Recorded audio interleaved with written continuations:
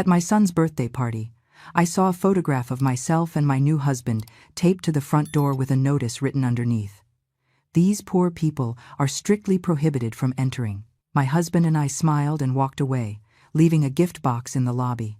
2 hours later, during the toast, my son opened it. When he pulled out what was inside, the champagne flutes fell from his hands. The sound of crystal shattering against the marble floor came first. Then came the silence. A silence so heavy it seemed to drown the 200 people standing in that ballroom. My son Julian, the successful businessman, the man everyone admired that night, was on his knees. His hands were shaking, his face was white, completely white, as if he had seen a ghost. Victoria, his wife, took a step back, then another. Her eyes were wide as saucers. Someone screamed.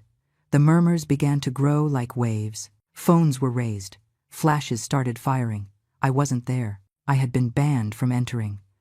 But I was watching everything from the screen of my phone, sitting in my humble house next to Jack, the man my son despised. And after 40 years of sacrifice, after giving everything for that ungrateful boy, I was finally watching his perfect world crumble piece by piece. But to understand how a simple gift box destroyed my own son's life, I have to take you back 3 hours to the exact moment it all began. Comment where you are watching this story from. I need to know how many mothers are tired of ingratitude. It was 6:30 in the evening when Jack and I arrived at the Grand Plaza Hotel, the most exclusive venue in the entire city. The golden lights on the facade shone like jewels. A red carpet was rolled out from the street to the main entrance. Imported cars arrived one after another. Mercedes, BMWs, Porsches. The valets ran from one side to the other, opening doors. Women stepped out in long silk gowns in champagne, silver, and emerald green. They wore jewelry that shone brighter than the hotel lights. The men wore suits that probably cost $3,000 or more. We parked our old car a block away. We didn't want anyone to see it. Jack was wearing the only suit he owned, a gray one he had bought 10 years ago for our wedding. I was wearing a simple wine-colored dress I had found at a thrift store. I had done my hair myself. We didn't have money for beauty salons or makeup artists, but we looked dignified, clean, presentable. Jack took my hand as we walked toward the entrance. His fingers were rough from years of working with wood. He was a carpenter, an honest man who earned a living with his own hands, a man who truly loved me, who respected me, who had never made me feel like less for not having money. We had married 2 years ago after I spent 15 years alone, a widow, raising Julian without help from anyone. Julian, my only son, the boy to whom I gave everything, absolutely everything. We walked up the hotel stairs. The music could already be heard from outside. Something classical, elegant, played by a live orchestra. I could smell the floral arrangements from the street. Roses, lilies, gardenias. The scent was so strong it was dizzying. We reached the main entrance. 2 security guards dressed in black stood like statues on either side of the glass doors. And then I saw it. Taped to the glass door, at eye level, was a photograph. A letter-sized photograph, printed in color, laminated. It was a photo of me and Jack. That photo had been taken 6 months ago when we went to visit Julian at his office. I was smiling. Jack had his arm around my shoulders. We looked happy. In love. But underneath the photograph was a text written in large red letters, impossible to ignore. These poor people are strictly prohibited from entering. I felt as if someone had punched me in the stomach. The air escaped my lungs. Jack squeezed my hand so hard it hurt. The security guards looked at us. One of them had a small smirk in the corner of his mouth. The other simply watched us, waiting to see what we would do. The people entering the hotel began to stop. They looked at the photo. They looked at us. Then they looked at the photo again. I heard snickers, whispers.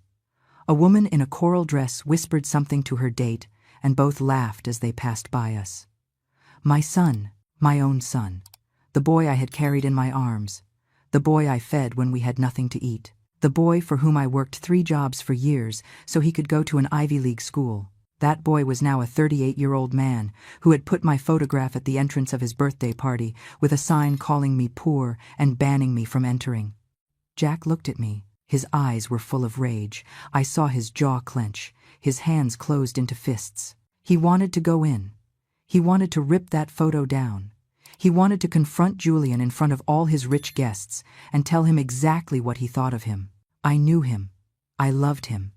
And I knew he was about to explode, but I put my hand on his chest. I took a deep breath, and I smiled. Yes, I smiled. Because Jack didn't know what I knew. He didn't know what I had been planning for the last 3 years. He didn't know that this public humiliation, this moment of maximum shame, was exactly what I needed to execute my plan. A plan that would make this photograph on the door look like a childish prank compared to what was coming.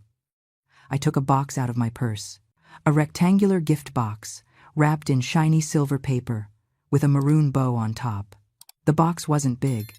It measured maybe 12 inches long by 8 inches wide, but what was inside that box was a bomb that would destroy everything Julian had built. I approached one of the security guards, the one with the mocking little smile on his face. "Excuse me," I said in the sweetest voice I could manage. "Could you do me the favor of delivering this gift to Julian Sterling? It is from his mother. Tell him I regret not being able to enter, but that I hope he enjoys his gift during the toast." The guard took the box. He looked at it with suspicion, as if it were going to explode. Then he looked at me. I was still smiling. Jack was by my side, confused, not understanding what I was doing. "Sure, ma'am," the guard finally said. "I will hand it to him." "Thank you," I responded. "It is very important that he opens it during the toast, in front of everyone. Tell him it is a special surprise from me." The guard nodded. He took the box and entered the ballroom. Jack pulled my arm. "Eleanor, what did you do? What is in that box?" I just smiled more. I took his hand and we began to walk back toward our car. People kept looking at us. They kept whispering. They kept laughing, but I didn't care anymore. Because in 2 hours, when Julian opened that box, when he took out what was inside, when all his guests saw what I had discovered, the laughter would turn into screams. And my son, the man who banned me from entering his own party, would wish he had never been born. We got into the car in silence. Jack started the engine, but didn't drive off. He stayed there, hands on the steering wheel, staring straight ahead. I could see his jaw trembling. He was furious, hurt, humiliated. And I understood perfectly, because I had felt that same fury for 3 years. Since the day I introduced him to Julian as my new husband, and Julian looked at me as if I were trash. "Are you going to tell me what is in that box, or am I going to have to wait like everyone else?" Jack finally asked. His voice sounded tense, controlled, as if he were making a superhuman effort not to yell. I put my hand over his. "Justice," I told him. "There is justice in that box." Jack turned to look at me. His brown eyes, those eyes that always looked at me with so much love, were now full of confusion. "Eleanor, I don't understand anything. Your son just humiliated us in front of the whole world. He put our photo at the entrance as if we were criminals. And you give him a gift with a smile. What is going on?" I took a deep breath. I had kept this secret for so long. Not even Jack knew what I had been doing for the last 3 years. No one knew, except Caleb. Caleb, Julian's trusted accountant. Caleb, the man who had been working at my son's company for 7 years. Caleb, the man who was actually working for me. 3 years ago, I began to explain. When I met you at that coffee shop, when I fell in love with you, when I decided I deserved to be happy again after 15 years of loneliness, I told Julian about you. I was so excited. I thought he would be happy for me. I thought he would understand that his mother also had the right to love and be loved. Jack nodded. He remembered that day. I had arrived at his woodshop crying, devastated, after having spoken with Julian. "He told me you were a starving nobody," I continued. "He told me you were taking advantage of me. He asked what people would think when they saw him, a successful businessman with a mother married to a poor carpenter. He told me I was embarrassing him, that I was destroying his image." My voice cracked. Even after 3 years, those words still hurt, like knives. "He asked me not to marry you. He offered me money to leave you, $5,000. He told me that with that you could start a business in another state and leave me alone, as if you were a stray dog that needed to be gotten rid of." Jack closed his eyes. He gripped the steering wheel so hard his knuckles turned white. I refused. "Obviously," I continued speaking. I told him I was going to marry you with or without his blessing. And then Julian told me something I will never forget. He looked me straight in the eye and said, "Then you are no longer my mother. I don't want to see you again. I don't want you coming to my house. I don't want you to meet my future children. And if you ever see me on the street, cross to the other sidewalk because I am not going to greet you." The silence in the car was so thick you could touch it. Jack had his eyes closed. A tear ran down his cheek. He had never known those exact words. I had only told him that Julian didn't approve of our relationship, but I had never told him how cruel my son had been.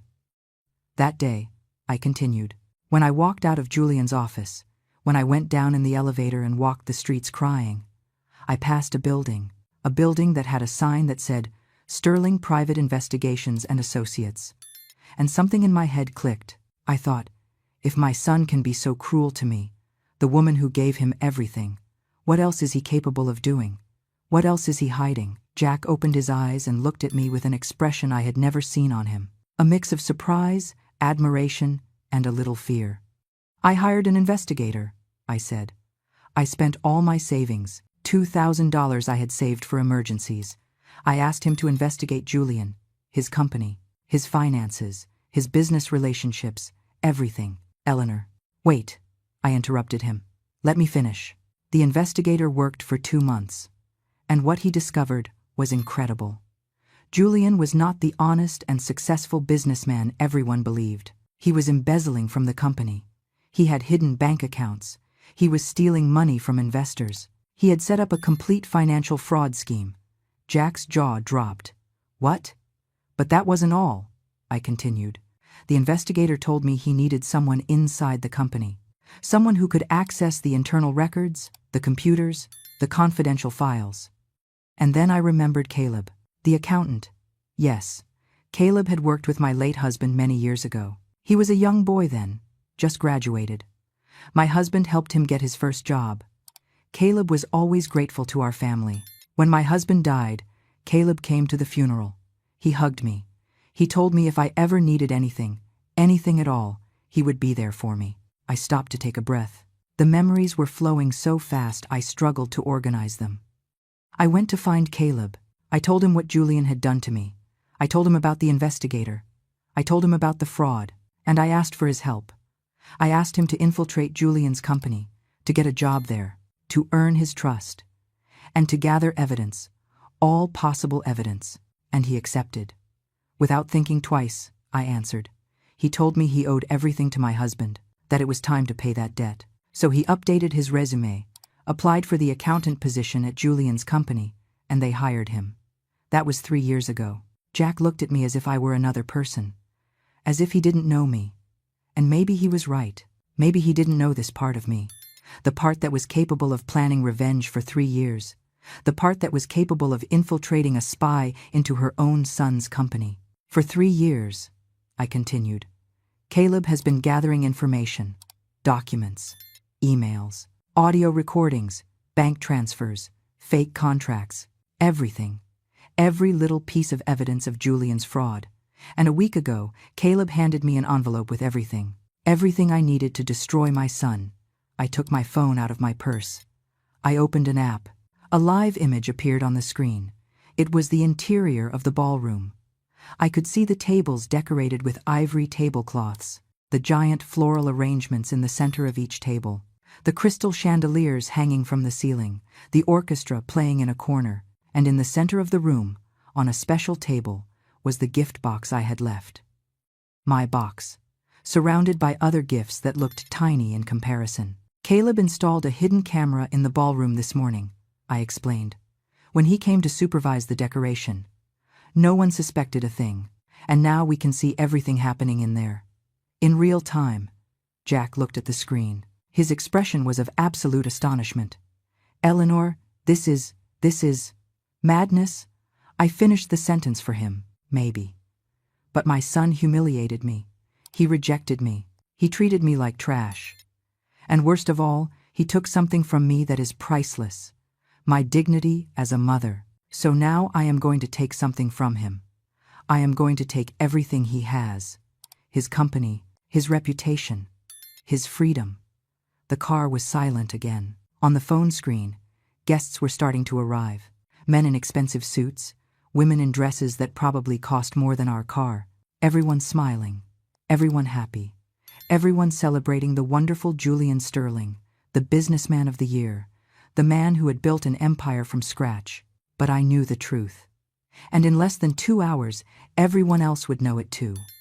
Jack and I sat in the car, watching the phone screen as if it were a movie. But it wasn't a movie. It was real. It was my son's birthday party. And every person entering that room was one more piece of the puzzle that was about to come together in the most devastating way possible. "Look," I said, pointing at the screen. "There is Mr. Robert Sterling. He is the main investor in Julian's company. He put almost $2 million into the last project." Jack squinted at the silver-haired man who had just walked in. He wore an impeccable black suit and had a woman on his arm who seemed to be half his age. "And what does he have to do with all this?" "That man doesn't know his money never reached the project," I replied. "Julian diverted $1,200,000 to an offshore account in the Cayman Islands. The project is being built with cheap materials, unskilled labor, and forged permits.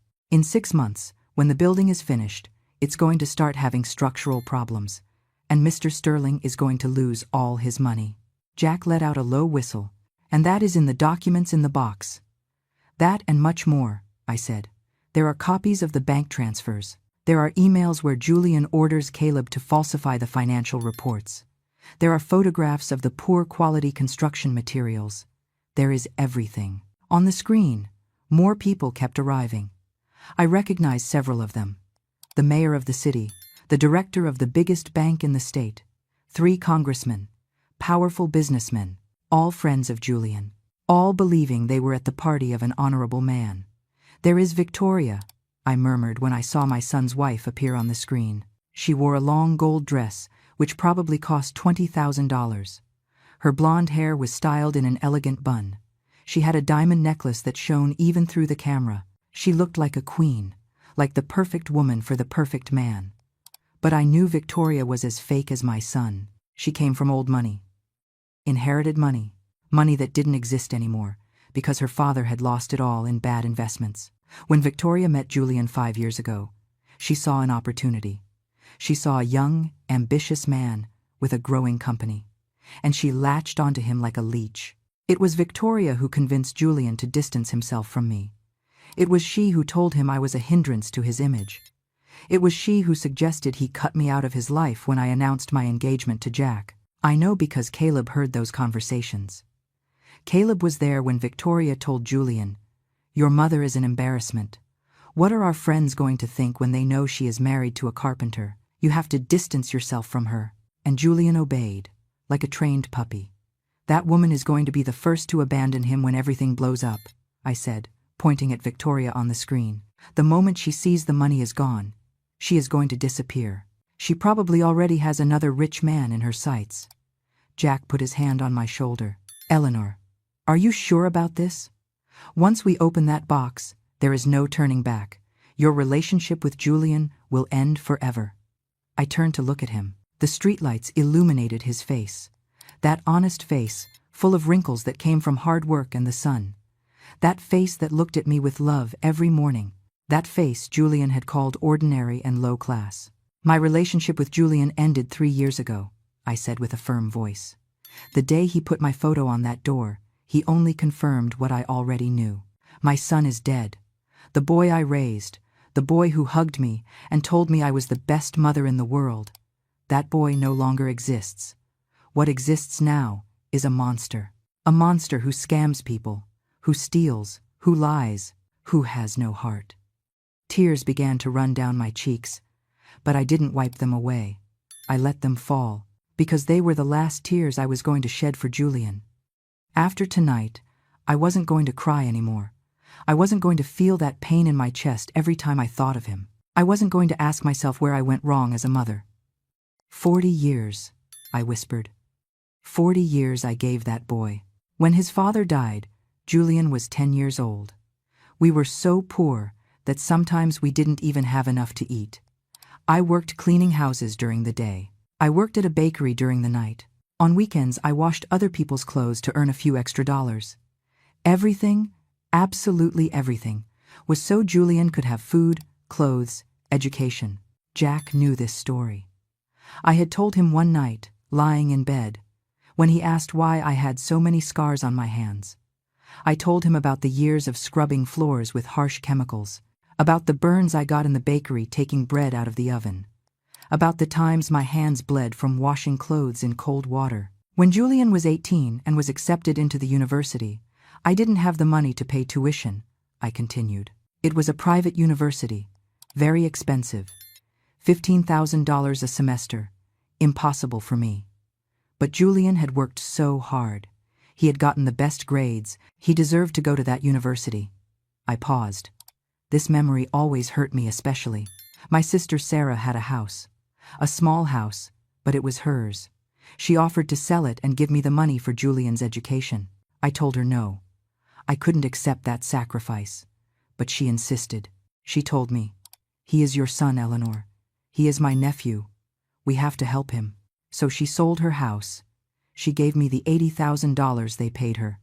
And with that, I paid for Julian's 4 years of university. Jack squeezed my hand.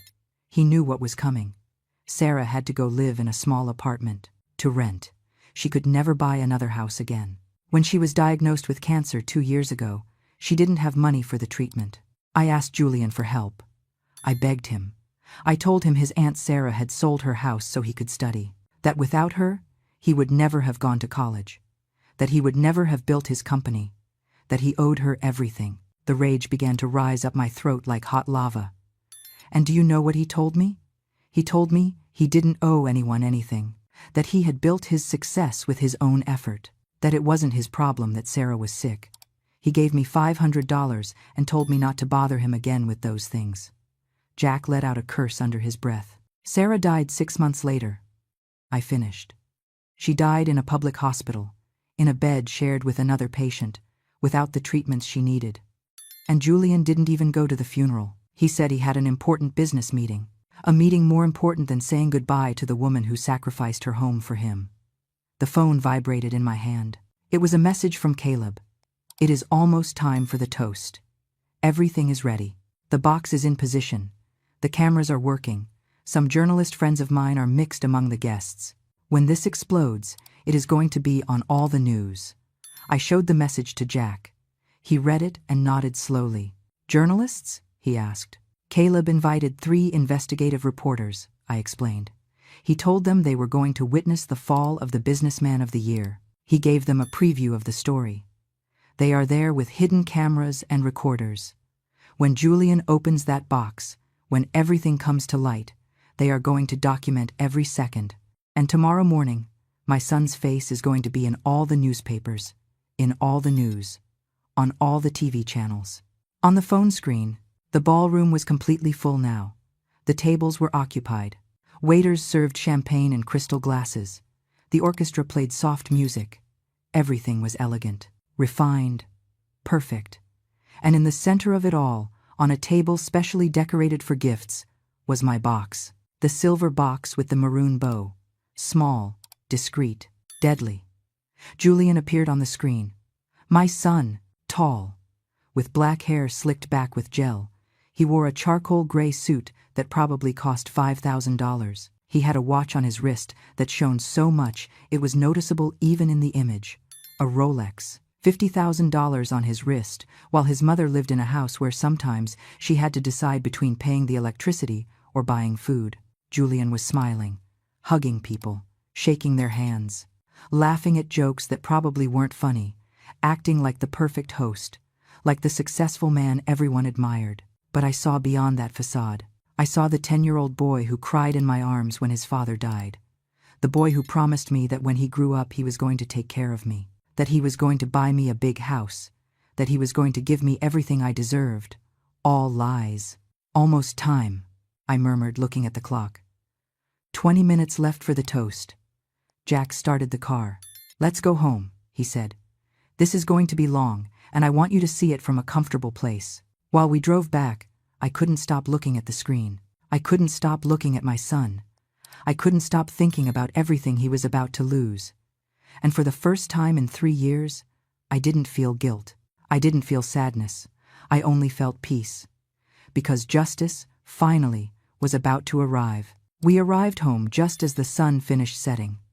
Our house. A place so different from the hotel where Julian's party was being held. They seemed to be on different planets. We lived in a humble neighborhood, in a 2-bedroom house we rented for $800 a month. The walls needed painting. The ceiling had a damp spot in the corner. The furniture was old, bought at garage sales or given by neighbors, but it was our home. Jack had built the living room shelves with his own hands. He had repaired the kitchen table we found on the street. He had sanded and varnished the chairs until they looked like new. Every corner of this house had his love, his work, his dedication. I sat on the worn brown sofa. Jack went to the kitchen and returned with 2 cups of hot tea. He sat next to me and put his arm around my shoulders. I placed the phone on the coffee table so we could both see the screen. In the hotel ballroom, the waiters began to serve dinner. Huge plates with food that probably cost $200 per person. Lobster, imported steak, caviar, wine that cost more than our monthly rent. The guests ate and drank as if money meant nothing, because for them, it really meant nothing. "There is Caleb," Jack said, pointing at the screen. He was right. Caleb had just appeared in the image. He wore a simple black suit. Nothing ostentatious, nothing that drew attention. He was a 42-year-old man, thin, with glasses, the type of person who goes unnoticed anywhere. And that was exactly what made him perfect for this job. Caleb approached the gift table. He pretended he was arranging the cards. But I knew what he was really doing. He was ensuring my box was in the exact position. He was checking that the hidden cameras had the perfect angle. He was setting the stage for the most important moment of the night. My phone vibrated. Another message from Caleb. "All set.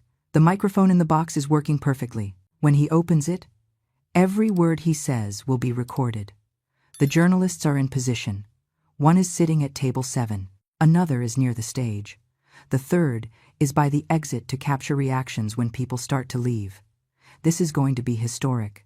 I showed the message to Jack. He shook his head, still unable to believe what we were doing. "How many times did you check that everything was correct?" he asked me. "Hundreds," I answered. "Caleb and I have planned every detail for months.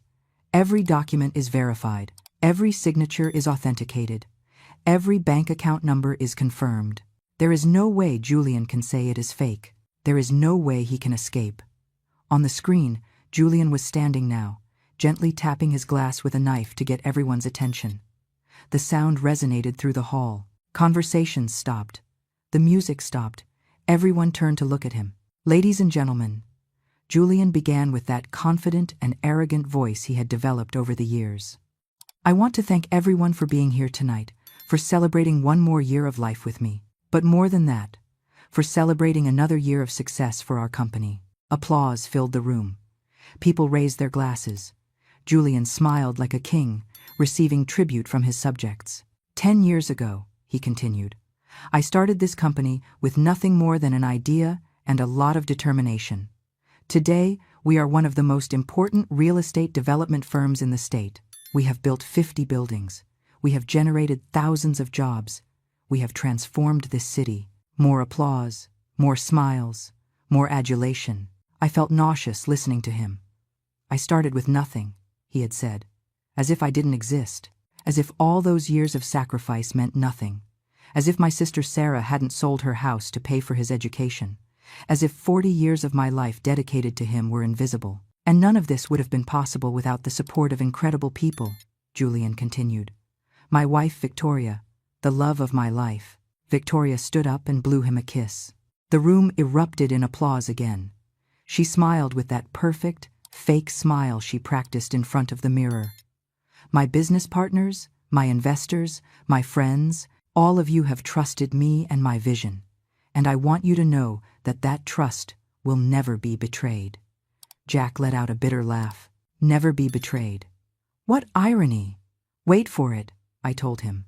"The best part is coming." On the screen, Julian approached the gift table. "And now," he said with a smile, "comes my favorite moment of the night, seeing what wonderful gifts my generous friends have brought me." People laughed. Some shouted things like, "Open it," or This year we outdid you. Julian began to open the gifts one by one.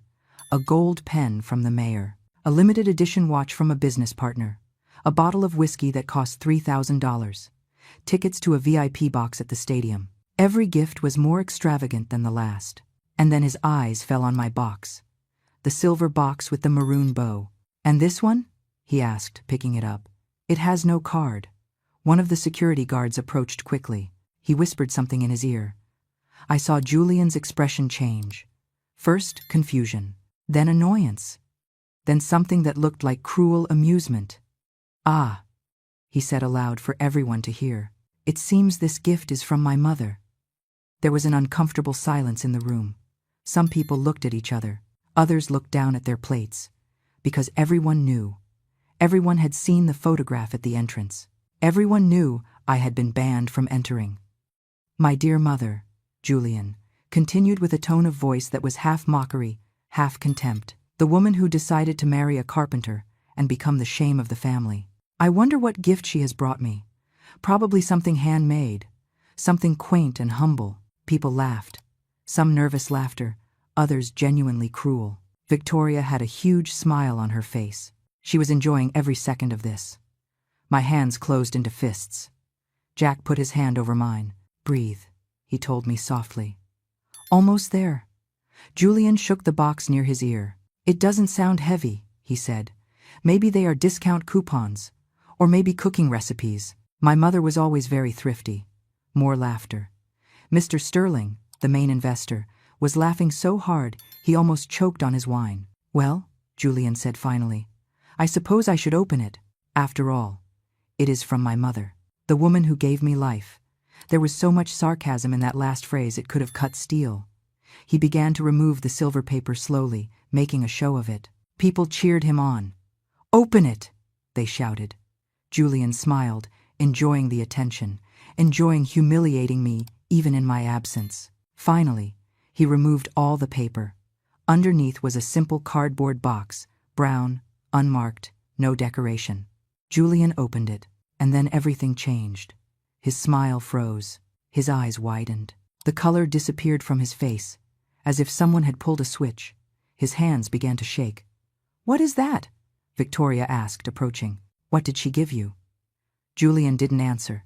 He couldn't. He was paralyzed, looking into the box as if he had just seen his own death. Because that was exactly what he was seeing.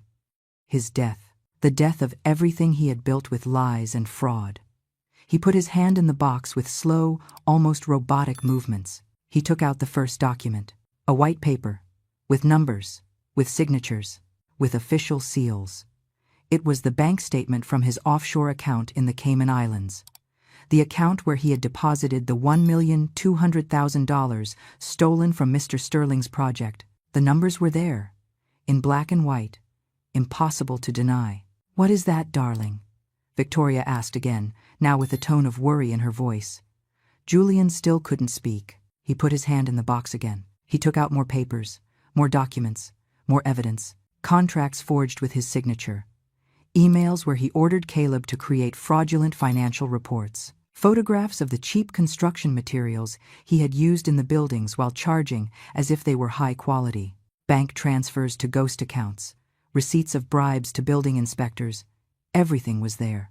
Every crime, every lie, every fraud. The glasses began to fall from his hands. The crystal smashed against the marble floor. The sound was like a gunshot in the absolute silence that had fallen over the room. Jack and I looked at each other. On the screen, we could see the chaos beginning to form. People were getting up from their chairs. The murmurs grew. Someone screamed, "What is happening?" Caleb appeared in the image. He approached Mr. Sterling.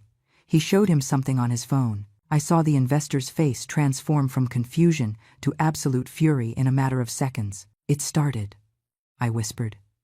"There is no turning back now." And while we watched the screen, while we watched Julian's perfect world begin to crumble piece by piece, I felt something I hadn't felt in 3 years. I felt peace. Mr. Sterling stood up so violently his chair fell backward. The sound of metal hitting the floor resonated through the room like thunder. His face, which seconds before had been relaxed and smiling, was now red with fury. The veins in his neck stood out like tense ropes about to snap. "Sterling," he shouted with a voice that made the glasses on the tables shake. "What the hell is this?" Julian looked up. His eyes were glassy, lost, as if he couldn't process what was happening. He opened his mouth, but no sound came out. The documents kept falling from his trembling hands, scattering on the floor like dead leaves. Caleb had approached Mr. Sterling and was showing him his tablet. From our position, we couldn't see what he was showing him, but from the investor's reaction, we knew exactly what it was. The numbers, the transfers, the offshore accounts. All the money Julian had stolen. $1,200,000, we heard Caleb say with a firm and clear voice, diverted from the Palms residential project account directly to a personal account of Mr. Sterling in the Cayman Islands. Here are the dates. Here are the exact amounts. Here is his signature authorizing every transfer. The room exploded. Not literally, but it might as well have. The silence broke into 1,000 pieces. Everyone began to speak at the same time. Voices rose over one another. People stood up from their seats. The waiters stopped serving and stood there, not knowing what to do. "That is a lie!" Julian shouted, finally finding his voice. "They are fake documents. Someone is trying to destroy me." But his voice sounded hollow, desperate. Even he knew there was no way to deny what everyone was seeing. Mr. Sterling walked toward Julian with heavy and deliberate steps. His shoes hit the floor like hammers. When he reached my son, he grabbed him by the shirt collar and pulled him close. "Fake?" he hissed with venom in every word. "Are you telling me my signature on these contracts is fake? That my bank account numbers are fake? That the transfers my bank is going to confirm for me tomorrow morning are fake?" Julian tried to pull away, but Mr. Sterling had him gripped tight. "Mr. Sterling, please, let me explain. There is nothing to explain." The investor pushed him so hard Julian stumbled backward and fell onto the gift table. The boxes scattered. Bows and colored papers flew everywhere. "You stole from me. You stole $2 million from me and thought I was never going to find out." Victoria ran toward Julian. Honey, get up. Tell them it's a lie." But when Julian stood up, when Victoria saw his expression, when she saw the guilt written in every line of his face, she stopped. Her eyes, those eyes that always looked at Julian with fake adoration, now looked at him with something different. Horror, realization, and something else. Calculation. "No," Victoria whispered, taking a step back. "No, no, no." "Julian, tell me it isn't true." My son didn't answer. He couldn't, because it was true. Everything was true. Another man stood up. I recognized him immediately. It was Mr. Patrick O'Connell, another major investor. He had put $800,000 into a different project, an office complex that was supposedly already finished, but in reality was still under construction with third-rate materials. Caleb called out to Mr. O'Connell with a trembling voice. "My project is there too." Caleb nodded gravely. Executive Tower Project. $650,000 diverted. Construction materials bought at 1/3 of the budgeted price.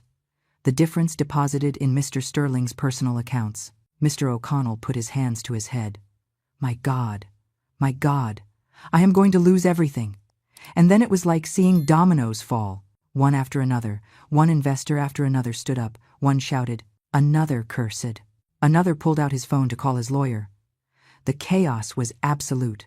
The elegant birthday party had turned into a nightmare scene. The 3 journalists Caleb had invited were recording everything.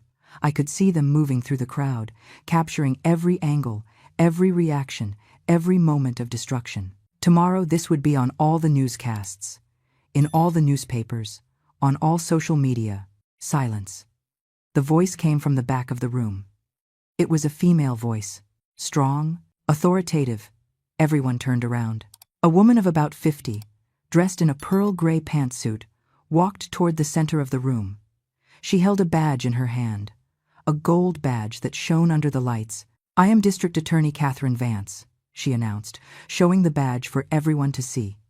"And I am here because I received an anonymous tip about fraudulent activities related to Sterling Developments." Jack looked at me with eyes wide open. "You called the police?" I shook my head. It wasn't me. It was Caleb. 3 days ago, he sent a complete package with all the evidence to the district attorney's office. He told them that tonight, at this party, they were going to have the opportunity to arrest Julian in front of everyone he had swindled. DA Vance approached Julian. 2 more officers entered the room behind her. They wore uniforms. They carried handcuffs. The situation had just gotten 100 times more real. "Mr. Julian Sterling," the agent said with a clear and professional voice, "you are under investigation for financial fraud, embezzlement of funds, forgery of documents, and tax evasion. You are going to need to come with us to answer some questions." Victoria let out a scream, not a scream of sadness, a scream of pure panic. Because she knew what this meant. She knew the money, the status, the life of luxury, everything was about to disappear. "I didn't know anything," Victoria shouted, pointing at Julian. "I didn't know what he was doing. This is his fault. Only his." The speed with which she abandoned my son was impressive. Not even 5 minutes had passed since the fraud was discovered, and she was already betraying him publicly. Julian looked at her with an expression of complete bewilderment. "Victoria?" "No." She recoiled as if he had a contagious disease. "Don't talk to me. Don't come near me. You lied to me. You told me the business was legitimate. You told me we were rich because of your talent." She took off her wedding ring, the diamond ring that cost $120,000. She threw it on the floor in front of Julian. The metal bounced once, twice, 3 times before stopping. "Keep your ring," Victoria spat. "Keep everything. I don't want anything from you. Nothing from a criminal." And then, in front of 200 people, in front of the journalists' cameras, in front of the furious investors and the police, Victoria turned around and began to walk toward the exit. Her heels clicked on the floor. Her gold dress shone under the lights. She didn't look back a single time. "Coward," Jack murmured, looking at the screen. "She is a complete coward." I said nothing. I just watched. I watched as everything fell apart. I watched as my son, the man who had humiliated me, who had put my photo on the door with a cruel sign, was now being humiliated in the same way, but multiplied by 1,000. DA Vance moved closer to Julian. "Mr. Sterling, I need you to come with me." "Wait," Julian said with a broken voice. "Wait, please. There is a mistake. There has to be a mistake." "There is no mistake," the agent responded. "We have bank documents. We have emails. We have testimonies. We have enough evidence to press criminal charges against you." Julian looked around desperately, looking for help, looking for an ally, looking for someone to say this was a nightmare and he was going to wake up soon. But there was no one. The investors looked at him with hatred.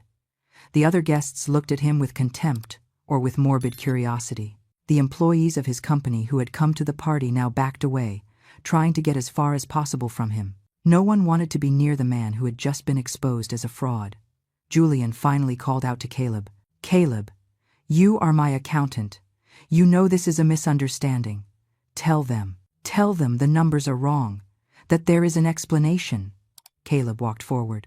He stood in front of Julian, and for the first time in 7 years of working together, he looked him straight in the eye without submission, without fear, with something that looked like cold satisfaction. "There is no misunderstanding, Julian," Caleb said with a calm voice. "The numbers are correct. The accounts are real. The transfers are documented. Everything is true." Julian looked at him without understanding. But you are my employee. You work for me." Caleb smiled. It wasn't a big smile, just a small movement at the corners of his lips. But it was enough. "No," Caleb said. "I never worked for you. I worked for your mother." The silence that followed was so deep, I could hear my own heart beating through the phone. Julian blinked. Once, twice, as if his brain couldn't process those words. "What? Your mother, Eleanor," Caleb continued. "The woman you humiliated? The woman you banned from entering your party? The woman who sacrificed 40 years of her life for you? She hired me 3 years ago. She asked me to infiltrate your company, to gather evidence of your crimes, and that is exactly what I did." Julian's face transformed. It went through shock, through confusion, through realization, and finally landed on something resembling absolute terror. "No," he whispered. "No, that isn't possible. It is more than possible, Caleb said. It is the truth. Every document you see here, every number, every piece of proof, I collected. For 3 years. And your mother kept it all, waiting for the perfect moment to destroy you. The murmurs began again. Louder, more intense. The story had just gotten even more dramatic. It wasn't just a fraud discovered by accident. It was revenge. Planned. Executed. Perfect. Julian fell to his knees. It wasn't dramatic. It wasn't theatrical. Simply his legs stopped holding him, and he collapsed on the marble floor like a building coming down. The documents he was still holding scattered around him, forming a perfect circle of incriminating evidence. My mother whispered, looking into the void. My mother did this. D.A. Vance signaled to the 2 officers.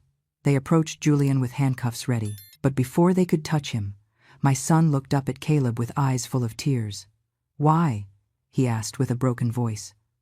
I trusted you. I paid you well. I treated you with respect. Why did you betray me? Caleb crouched down until he was at Julian's level. When he spoke, his voice was soft but full of something that sounded like ancient justice.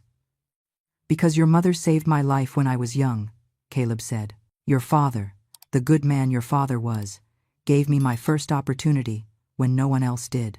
He gave me a job when I had nothing. He treated me like family. And when he died, your mother told me I could always count on her. That family takes care of each other. He paused. His eyes hardened. But you don't know anything about family, do you, Julian? You forgot everything your mother did for you. You forgot how she worked 3 jobs to feed you. You forgot how your Aunt Sarah sold her house to pay for your college. You forgot everything except your pride and your ambition. He stood up. He looked down at Julian with a mix of pity and contempt. So when your mother asked me for help, when she told me how you had treated her, when she showed me the photo you put on the door tonight, I didn't think twice. I did what your father would have wanted me to do. I protected Eleanor, the only person in your family who deserves protection. The camera flashes exploded. The journalists were capturing every word, every expression, every second of this revelation that was more dramatic than any movie. Mr. Sterling approached again. He wasn't furious anymore. Now there was something worse on his face. There was coldness, the type of coldness that comes right before total destruction. Sterling, he said with a calm voice. Tomorrow, first thing in the morning, I am going to file a civil lawsuit for the $2 million you stole from me. I am also going to press criminal charges, and I am going to personally ensure that every investor, every client, every person you swindled, does the same. When we are done with you, you are going to have nothing. No money, no company, no reputation, nothing. Other investors approached, forming a semicircle around Julian. They all had the same expression. They had all reached the same decision. I am also going to sue you, said Mr. O'Connell. And me, added a woman in a silver dress who had invested $500,000 in another project. All of us, said another man. We are going to destroy you legally. We are going to take down to the last penny. Julian looked at them one by one. His face was pale as death. Sweat ran down his forehead. His hands shook uncontrollably. Please, he begged. Please, we can fix this. I can pay you back your money. I can. With what money? Interrupted Mr. Sterling with a bitter laugh. With the money you stole? With the money that is in offshore accounts that are now frozen by court order? You have nothing, Sterling. Absolutely nothing. D.A. Vance approached finally. Mr. Sterling, I need you to stand up. Julian didn't move. He was in shock, completely paralyzed by the magnitude of what he had just lost in less than 30 minutes. The 2 officers grabbed him by the arms and lifted him up. His legs could barely hold him. They dragged him more than walked him toward the exit of the room. Wait! The scream came from the entrance. Everyone turned. It was Victoria. She had returned. But she didn't come alone. She brought 2 men in suits behind her. Lawyers. She had gone to get lawyers. For a second I thought she had returned to help Julian. That maybe, deep down, she still cared somewhat about her husband. But then she spoke. D.A. Vance, Victoria said with a firm voice. I want to file for divorce immediately. And I want to make it clear that I knew nothing about my husband's criminal activities. These are my lawyers. They are going to represent me to ensure that I am not considered an accomplice to his crimes. Julian looked at her as if he had just been stabbed in the heart. "Victoria, don't talk to me," she cut him off with absolute coldness. "I have nothing to say to you. My only mistake was marrying you. But that mistake ends today." She turned around again. This time not with drama, but with determination. The lawyers followed her, and Julian stood there, watching as the woman he had been married to for 5 years abandoned him without even looking back. The officers began to move him toward the exit. People parted in his path, as if he had a contagious disease. No one wanted to be near him. No one wanted to be associated with him. In a single night, he had gone from being the most admired man in the room to being the most despised. Just when they were about to take him out of the room, Julian stopped. He turned toward the cameras, toward the journalists, toward everyone watching him. "My mother did this," he screamed with a desperate voice. "She planned everything. She destroyed me." The silence was sepulchral. And then someone began to laugh, a soft laugh at first. Then another person joined in, and another, until the whole room was full of laughter. Laughter of disbelief, laughter of irony, because even now, even after being exposed as a criminal, Julian was trying to blame someone else. He was trying to play the victim. Caleb took a step forward. He took out his phone and tapped the screen.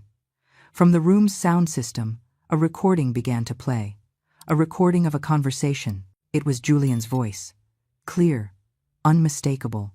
"I don't care if the materials are poor quality. The important thing is that they look good. The inspectors are paid off. No one is going to really check. And by the time problems start, we will have already collected everything and the money will be safe in the Caymans." The recording continued. Another conversation, this time with a contractor. "Fake the invoices. Put that we bought premium materials, but use the cheap ones. We deposit the difference in the account I gave you, 50-50. One more. This time with Victoria. Don't worry, babe. The investors are idiots. They believe everything I tell them. We are going to be millionaires before they realize I swindled them." The laughter stopped. The horror returned, because there it was. The definitive proof. Not just documents, not just numbers, but his own voice confessing his crimes. Julian collapsed. The officers had to hold him up so he wouldn't fall again. His face was destroyed, broken. Nothing remained of the arrogant and confident man who had given the speech minutes before. The officers finally took him out of the room. The doors closed behind him. And so, in the place where he was supposed to celebrate his 38th birthday, Julian Sterling left behind everything he once had. The room was left in a strange silence after they took Julian away. It wasn't a peaceful silence. It was the kind of silence left after an explosion, when the dust is still falling, and no one knows exactly what to do or say. The guests looked at each other with confused, horrified expressions, some even excited by the spectacle they had just witnessed. The journalists were still recording. Their cameras captured every face, every reaction, every whisper. This was going to be national news, maybe international.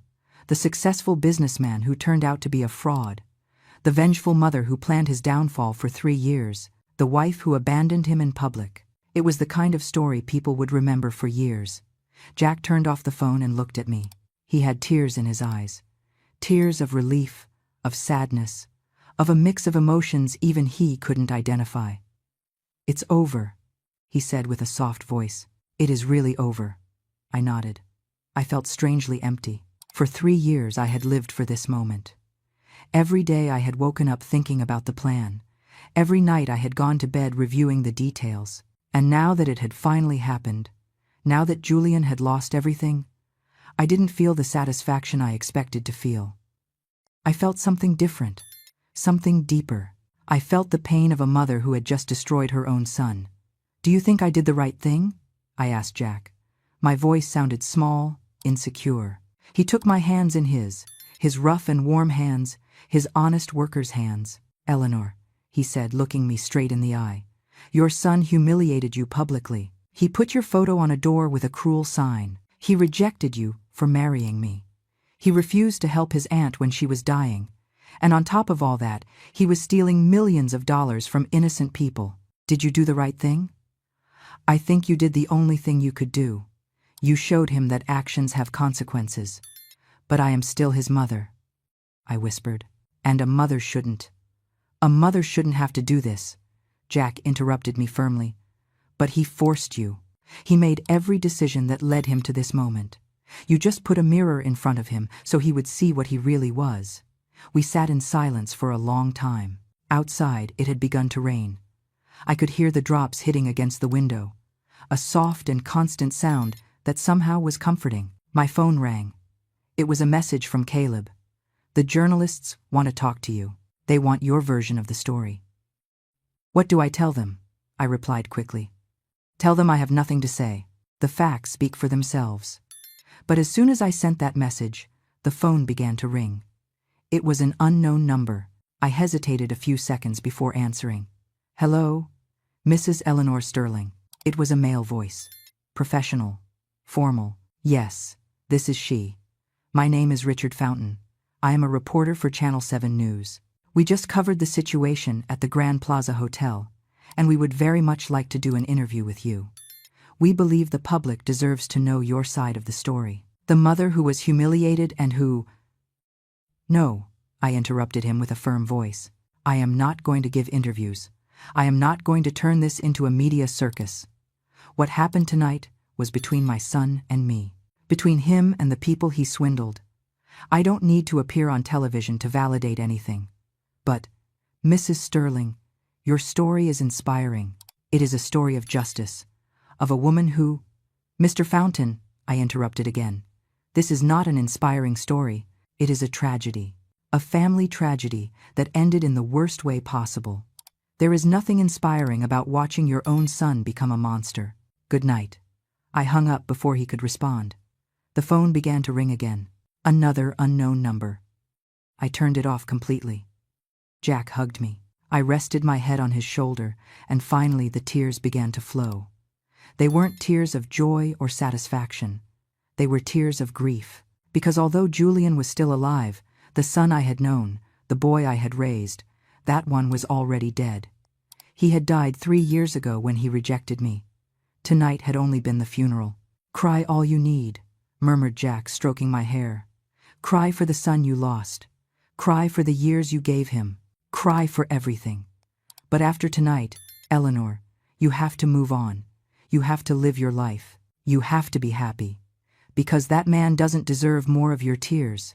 He was right. I knew it. But knowing the truth and feeling it are two completely different things. We stayed like that for hours, hugged on the sofa of our humble home. Outside, the rain kept falling. The world kept turning. And somewhere in the city, in a cell at the precinct, my son was facing the consequences of his decisions. The next morning, when I turned on the television, Julian's face was on every channel. Businessman arrested for multi-million-dollar fraud. The fall of the Sterling Empire. Vengeful mother exposes her son's crimes. The headlines were sensationalist, dramatic, designed to grab attention. I changed the channel and it was the same. His photo. Images from the party. Video of him being taken out of the hotel in handcuffs. Interviews with furious investors. Statements from Mr. Robert Sterling promising to destroy him legally. And then Victoria appeared. She had given a press conference. She wore a sober black dress. No jewelry. Her hair pulled back in a simple bun. She looked like a grieving widow. I am devastated, she said on the screen with a trembling voice. I had no idea what my husband was doing. I believed he was an honest man, a hard-working man. Discovering he was a criminal has been the hardest blow of my life. Liar, consummate liar. But people believed her. The comments on social media were on her side. Poor woman. She is also a victim. How brave for leaving him. I turned off the TV. I couldn't watch anymore. Jack entered the living room with 2 cups of coffee. He sat next to me. The journalists are outside, he said calmly. There are like 10 vans, cameras, reporters. Everyone wants to talk to you. I looked out the window. He was right. Our quiet street had turned into a media circus. Curious neighbors peeked out from their windows. Reporters knocked on our door every 5 minutes. I am not going out, I said firmly. I am not going to give them what they want. I know, Jack responded, but eventually they are going to get tired of waiting. Or you are going to have to go out to go to work, to buy food, to live your life. You can't stay hidden forever. He was right again. But for now, for this day, I just wanted to be at peace. I just wanted to process everything that had happened. I just wanted to find a way to move on. The house phone began to ring. I let it ring. After 10 rings, it stopped. 30 seconds later, it began again, and again, and again. "I'm going to unplug it," said Jack, getting up. "Wait," I stopped him. "Let me see who it is." I picked up the phone. The caller ID showed a number I recognized immediately. It was my sister, Sarah. Well, not my sister. It was her husband. Sarah had died 2 years ago. I answered with trembling hands. "Eleanor." It was James's voice, Sarah's widower. "Yes, it's me. I saw the news," he said with a soft voice. "Everyone saw them, and I just wanted to call to tell you something." I waited. My heart was beating fast. "Sarah would be proud of you," James continued. "She suffered a lot when Julian refused to help her. She died feeling abandoned by the nephew she loved so much. But if she could see you now, if she could know what you did, she would be proud. Because you showed him that actions have consequences, that no one, not even your own son, can treat you like trash without paying a price." Tears came back to my eyes. "Thank you, James," I managed to say. "That means a lot to me. Take care, Eleanor. And don't let the journalists make you feel guilty. You did the right thing." We hung up and I stayed there, holding the phone, feeling a little less weight in my chest. 3 weeks passed. 3 weeks in which the scandal didn't stop growing. Every day, there were new revelations, new investors filing lawsuits, new victims of Julian's fraud coming to public light. The DA had expanded the investigation and discovered that my son's crimes were even worse than Caleb and I had documented. He had swindled more than 50 people. He had diverted more than $5 million in total. He had built buildings that didn't meet basic safety codes. He had bribed inspectors, forged government documents, evaded taxes for years. It was a complete empire built on lies and crimes. The media didn't tire of the story. Every day there was a new angle. The fake businessman, the mother who destroyed her son, the spy accountant. It was like a soap opera the whole city followed religiously. I stayed locked in the house during those 3 weeks. I didn't speak with any journalist. I gave no statement. Jack went to the supermarket early in the morning when there were fewer reporters outside. My neighbors, who at first were annoyed by the media circus, eventually began to protect me. They told the journalists to leave me alone. That, I had nothing to say. Caleb came to visit me once a week. He brought me updates on the case. He told me how the investigation was advancing, how more victims kept appearing, how the civil lawsuits piled one on top of another. "They are going to take everything from him," Caleb told me on one of his visits. "The company was already seized by the government. His bank accounts are frozen. His house is being foreclosed. His cars, his investments. He is going to end up with nothing." I just nodded. I didn't know what to feel. Part of me felt it was what he deserved. Another part, that maternal part that never completely dies, felt pain for what he was suffering. "How is he?" I finally asked. It was the first time I dared to ask. Caleb sighed. "Bad. Very bad. He is in pre-trial detention awaiting trial. His lawyer says he is probably going to receive a sentence of 15 to 20 years. The prosecutors have too much evidence. There is no way he gets out of this. 15 to 20 years. My son was going to spend the best years of his life in a cell. He has asked about me." The question came out before I could stop it. Caleb looked at me with compassion. "Yes, constantly. He tells everyone who visits him that you betrayed him, that you are a bad mother, that you planned his destruction." But Eleanor stopped, choosing her words carefully. "He still doesn't understand. He still sees himself as the victim. He hasn't accepted responsibility for anything he did." It didn't surprise me. Julian had always been like that, since he was a child. When he did something bad, he always blamed someone else. The teacher who scolded him unfairly, the friend who had provoked him. It was never his fault, never. "And Victoria?" I asked. "Ah, her," Caleb let out a bitter laugh. "She already has a new boyfriend, a rich lawyer who represents one of the investors. I saw her a week ago having dinner with him at an expensive restaurant. She was wearing a new dress, new jewelry. She looks as if Julian had never existed. Of course, Victoria was a survivor, an opportunist. She had found her next boat before the previous one finished sinking. One afternoon, exactly a month after the party, I received a letter. It didn't come by regular mail. It had been brought by an official messenger from the prison. It was a letter from Julian. I stared at the envelope for hours. White. Simple. My name written with my son's irregular handwriting. Jack asked me if I was going to open it. I don't know, I answered honestly. I don't know if I want to read what he has to say. Maybe it is an apology, suggested Jack with little conviction. Maybe, I repeated. But we both knew it probably wasn't. Finally, when the sun began to set, I took the envelope and opened it. There were 3 handwritten pages. The handwriting was sloppy, scrawled with urgency or rage. I began to read. Mom, I hope you are happy. I hope you are celebrating my destruction. I hope you feel satisfied knowing you ruined my life. Everything I built, everything I worked for, everything disappeared because of your revenge. And why? Because I didn't approve of your marriage to a poor carpenter? Because I told you the truth about what I thought. My hands shook as I kept reading. You raised me to be successful, to be better, not to settle for the poverty you accepted. And when I finally achieved it, when I finally escaped that miserable life, you couldn't stand it. You couldn't stand seeing that I was better than you. So you decided to destroy me. Every word was like a knife. There was no regret. There was no understanding. Only rage and accusations. Everything I did to get ahead. To give a better life to my family. Yes, I took some shortcuts. Yes, I moved money in ways that maybe weren't completely legal. But do you know what? All successful businessmen do it. It is part of the game. And I was winning until you decided to ruin everything. He still didn't understand. He still didn't see his crimes as crimes. He saw them as business strategies. I hope you can live with what you did. I hope when you look in the mirror you can stand to see a mother who destroyed her own son. Because that is what you are. A cruel mother who preferred revenge over love. The letter ended without a goodbye. Without a signature. It just ended. I let the pages fall to the floor. Jack picked them up and read them quickly. His expression darkened with every paragraph.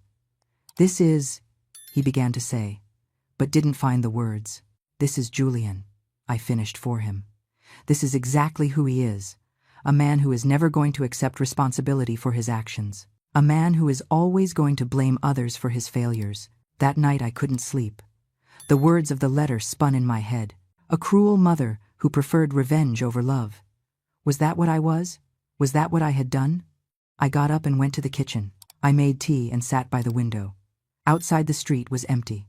The journalists had finally gone. They had found new scandals to cover, new stories to tell. We were already old news. I thought about all the decisions I had made in my life, about how I had worked until my hands bled to give Julian a good life, about how I had sacrificed everything for him, about how, in the end, he had chosen to reject me for money and status. And I thought about the victims, about Mr. Sterling, who lost $2 million, about Mr. O'Connell and his family, about all the people who trusted Julian and were betrayed. Didn't they deserve justice? Jack appeared in the kitchen. He sat in front of me without saying anything. He was just there, accompanying me in the silence. Do you think I am a bad mother? I finally asked him. He looked at me for a long time before answering. I think you are a mother who loved too much, who gave too much. And when that love was rejected, when that sacrifice was spat upon, you took the only decision you could take. You protected others from being hurt the same way you were hurt. But he is still my son. Yes, nodded Jack. And he always will be. But Eleanor, being a mother doesn't mean allowing your son to destroy others. It doesn't mean protecting him when he is doing terrible things. Sometimes, being a mother means doing the hardest thing. It means saying no. It means setting boundaries. It means letting him face the consequences. He was right. In the bottom of my heart, I knew he was right. But that didn't make it hurt less. Is he ever going to forgive me? I asked. Jack took my hand. Probably not. Probably he is going to spend the rest of his life blaming you for everything. But that is his decision. His choice. You did what you had to do. Now he has to decide what kind of man he wants to be when he gets out of prison. If he wants to keep being a victim, or if he finally wants to accept responsibility and change. We sat there until the sun began to rise. And while I watched the first rays of light illuminating the sky, I felt something I hadn't felt in a long time. I felt peace. 6 months passed. Julian's trial was public and extensive. It lasted 3 full weeks. The prosecutors presented mountains of evidence, documents, recordings, victim testimonies. Caleb testified for 2 full days, explaining with precise details every fraudulent transfer, every forged document, every lie Julian had constructed. I didn't go to the trial. I couldn't. I didn't have the strength to sit in that courtroom and see my son being judged publicly. But Jack went every day. He returned home and told me what had happened. He told me how Julian looked smaller and smaller, more defeated, more broken. The last day of the trial, when the judge gave his verdict, Jack came home with red eyes. He sat next to me on the sofa and took my hands. 18 years, he said with a soft voice. They gave him 18 years in prison. I closed my eyes. 18 years. My son would be 56 years old when he got out. He would have lost all his youth, all his adult life, everything. He also has to pay restitution, continued Jack. $4,300,000 to the victims.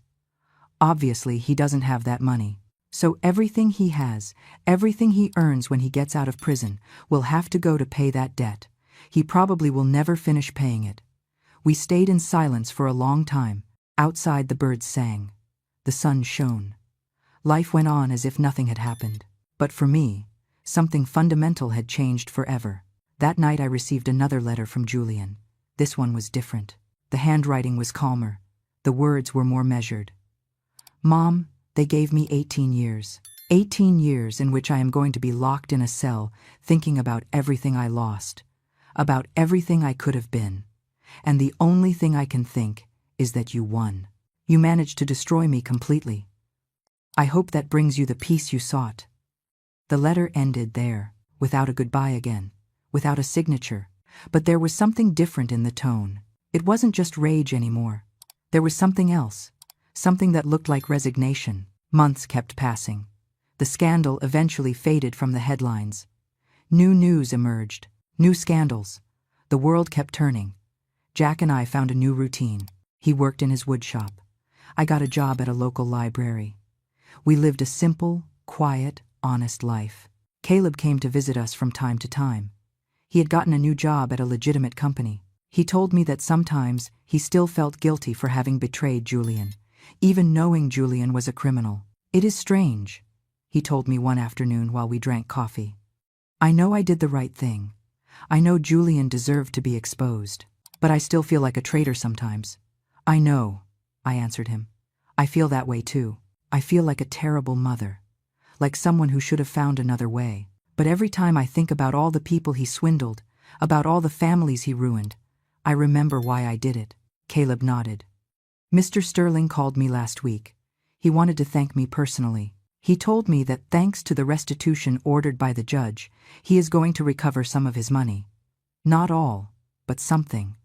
He told me I had saved him from losing even more. It was comforting to know that at least some victims were going to recover part of what they lost. It wasn't enough. It would never be enough. But it was something. A year after the trial, I received a call from the prison. It was the warden. He asked me if I would be willing to visit Julian. He told me my son had asked to see me, that there was something he wanted to tell me. My first instinct was to say no, that I wasn't ready, that maybe I would never be ready. But Jack convinced me. Maybe he is finally ready to talk for real, he told me. Maybe a year in prison has given him perspective. Go. Listen to what he has to say. You don't have to forgive him. You just have to listen to him. So I went. One Saturday morning, I drove 2 hours to the state prison where Julian was being held. The building was gray, cold, intimidating. They made me go through metal detectors. They checked my purse. They took me to a visiting room with metal tables and uncomfortable chairs. And then I saw him. My son, my Julian. He looked different. He had lost weight, a lot of weight. His hair, which he always kept perfectly slicked back with gel, was now short, simple. He didn't wear his expensive clothes. He wore an orange uniform that was too big for him. He looked small, vulnerable, scared. We sat face to face. Neither spoke for the first few minutes. We just looked at each other. Mother and son, separated by so much more than a metal table. "Thanks for coming," he finally said. His voice sounded different too, more sober, more broken.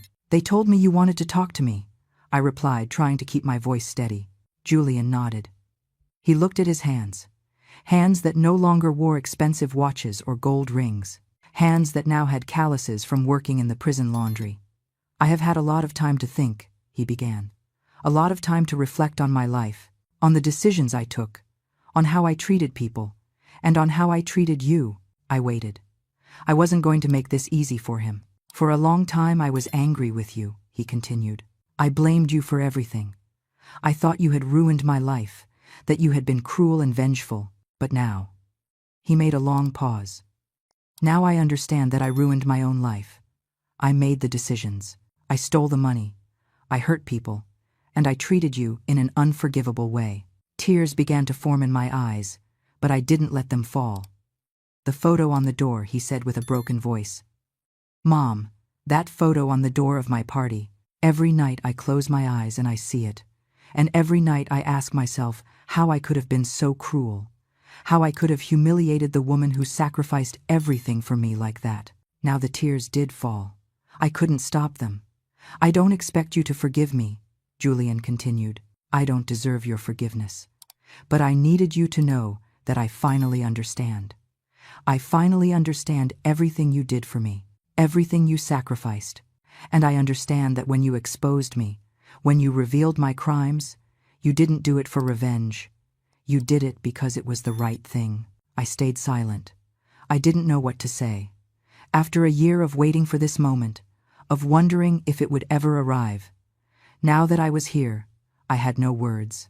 "I love you, Mom," said Julian with tears running down his cheeks. "I always loved you, even when I acted like I didn't, even when I rejected you. I always loved you, and I am sorry. I am so sorry." I extended my hand over the table.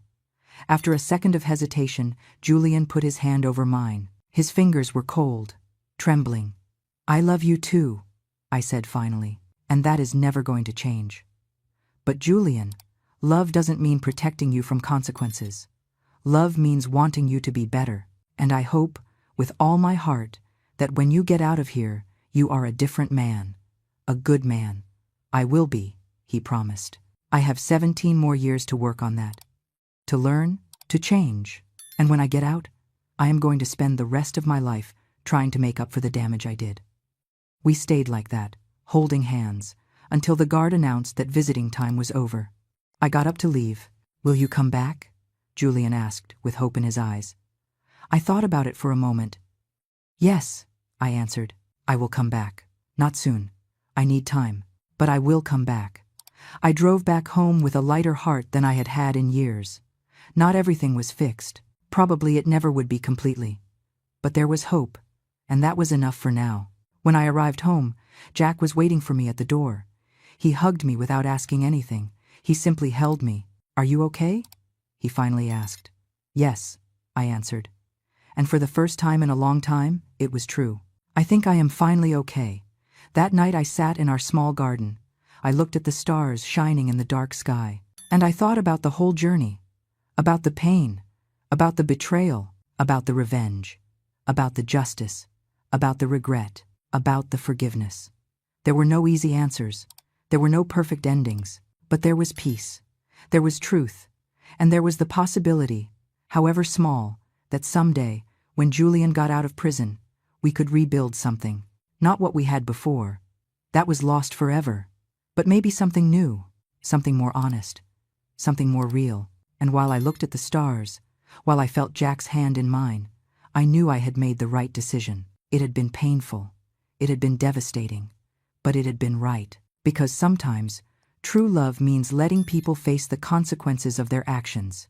It means not protecting them from the truth. It means loving them enough to want them to be better, even if that means watching them fall first. And with that thought, finally, after 3 years of burden, I allowed myself to let go. I allowed myself to rest. I allowed myself to be happy.